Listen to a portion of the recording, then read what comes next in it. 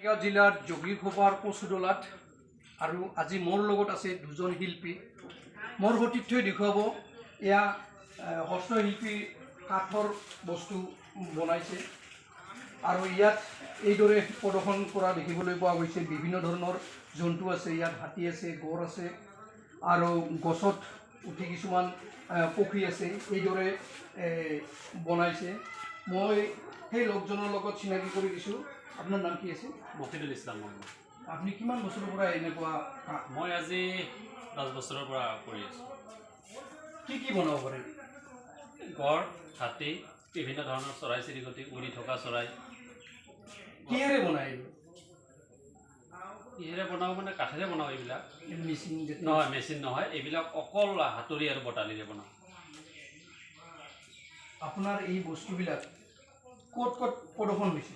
মোৰ এই বস্তুবিলাক কেইবছৰমান আগত মই তাৰমানে বাহিৰত অভয়পুৰী NGO এটা আছে, সেই NGO থ্ৰু দি মই অসমৰ বাহিৰত মানে 4-5খনমান ৰাজ্যত মানে প্ৰদৰ্শন কৰা হৈছে। আপুনি নিজে যায়? মই তাতে যোৱা নাই, মই NGO থ্ৰুত পঠাই দিছোঁ। আপুনি চৰকাৰৰ পৰা কিবা পাইছে নেকি? নাই, তেনেকুৱা একো পোৱা নাই, কোনো সহায় সহযোগিতা পোৱা নাই। আপুনি নিজা প্ৰচেষ্টাত? হয়, নিজা প্ৰচেষ্টা। আপুনি ইয়াতকৈ আৰু ধুনীয়া কিছুমান বস্তু বনাব পাৰে নেকি? নিশ্চয় চেষ্টা কৰিলে পাৰিম।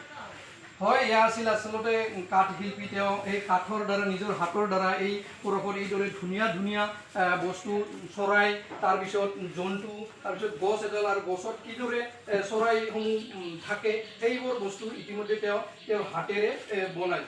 মোৰ লগত এজন চিত্ৰশিল্পী আছে, তাৰ নাম মহেন্দ্ৰ ৰহা। তেওঁক জানি মোৰ সতীৰ্থই দেখুৱাব। তেওঁ কিছু চিত্ৰ অংকন কৰিছে। এই চিত্ৰ অংকনসমূহ মোৰ সতীৰ্থই ইতিমধ্যে দেখুৱাই আছে। এইদৰে তেওঁ চিত্ৰ অংকন কৰিছে। তেওঁৰ লগত মই কিছু কথা জানিম। পুৰা